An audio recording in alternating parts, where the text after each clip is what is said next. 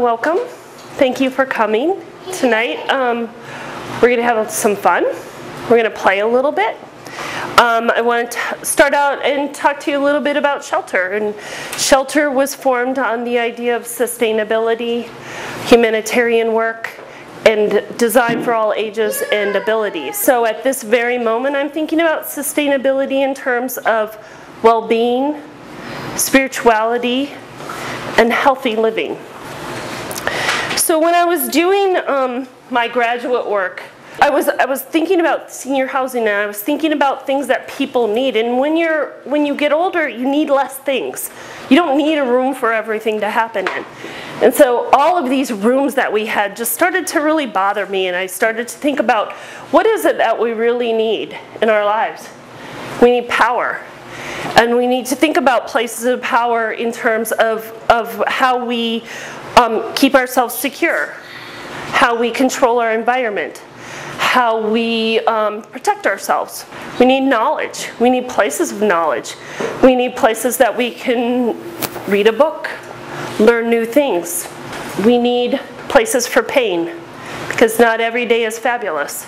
And we need places where we can absorb that pain and think about it, and we can contemplate it, and it becomes part of our program. We need places of pleasure and of laughter and having fun and being in a community. We need places for work. We need places of rest.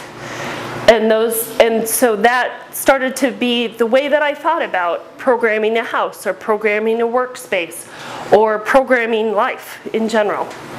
So tonight we're going to talk about pleasure, because it's the most fun.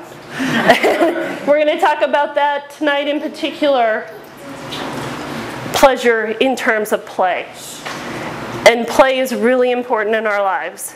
So tonight we're going to start by playing a little game.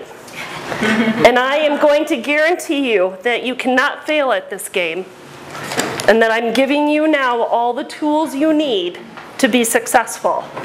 So you need to take a piece of paper and a pencil, and that's all you need.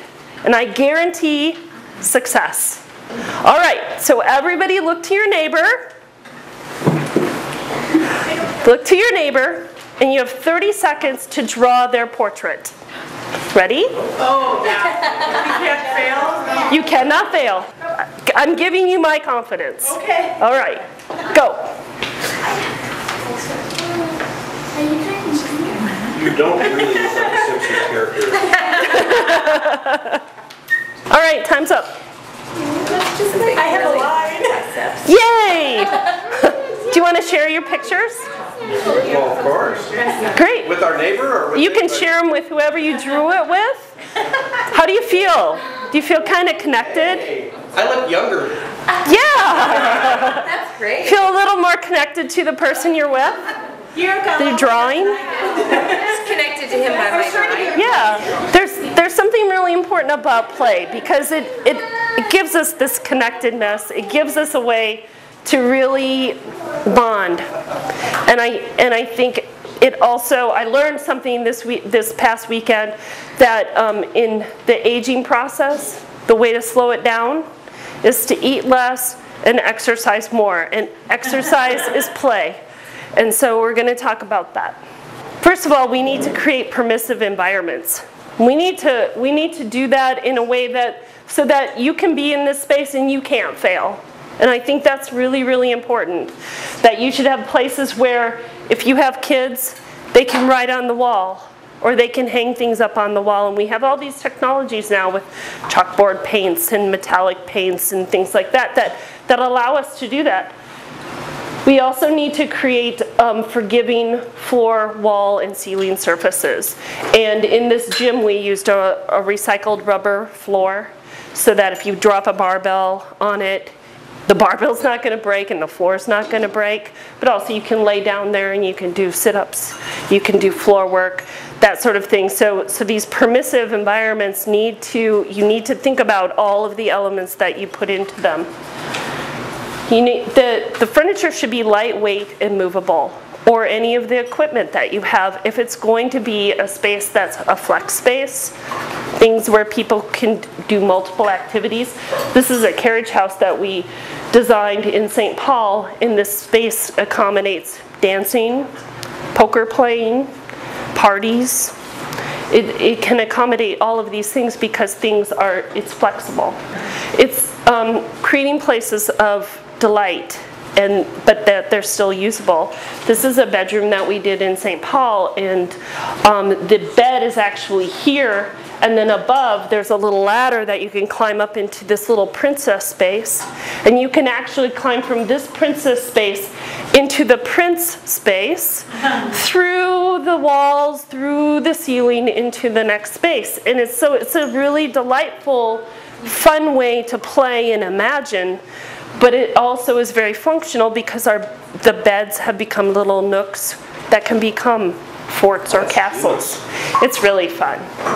We need to create things where we give our eyes a treat, a place to see. There's your Roxy looking out the window, and of course Roxy probably sees squirrels and all kinds of fabulous things where she's looking, but we need to create those places in our play spaces too, either through artwork or the way we choose to do the spaces, the way we enhance them. A lot of ways that is through color. And color is hugely important in play spaces. It's important in every room. But in play spaces, color can really set the tone, it can set the mood. And one of the most joyful colors is yellow. And people feel good in a yellow space. And I like to use a yellow base in a lot of colors where I want people to feel alive and uplifted. I'm not a yellow fan, so I'm never probably going to paint a yellow room, but you'll see yellow undertones in a lot of colors that I use. In rooms of play, we want a lot of variety. We want to see texture, we want to see hard surfaces and soft surfaces and rough and smooth. It gives your eye a lot of visual cues and play, and it's playful. This is like a fireplace room where you sit and talk and visit and that sort of thing. Sound is incredible in a space. Sound of a running water makes you calm. Sound of a crackling fire maybe gives you comfort. Music might set the tone, might get you jazzed up, ready to dance or what have you, but sound is very important in these rooms of play. And surprise. This is in one of our showcase houses in St. Paul, and there was a little nook very low on the floor, and we opened it up to a little puppet theater. It's doing something surprising that just makes you smile, that makes you happy, and anything goes in these spaces of play. So you shouldn't be afraid to throw in that element of surprise.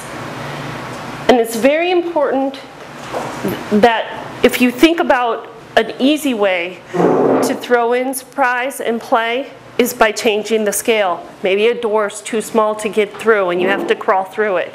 Maybe a window's really large and you walk up and you feel really small.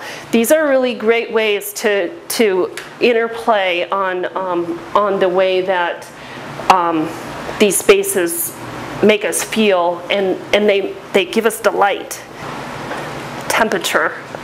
You might not think about temperature, but temperature is very important in spaces of play because you might be really sweaty, and that will make you fatigue. It will make you not join in. It will make you feel like I can't do this. Or if you're too cold, you also start to shut down. And so finding that right balance of temperature is very important. To sum up, you shouldn't be afraid to try something out.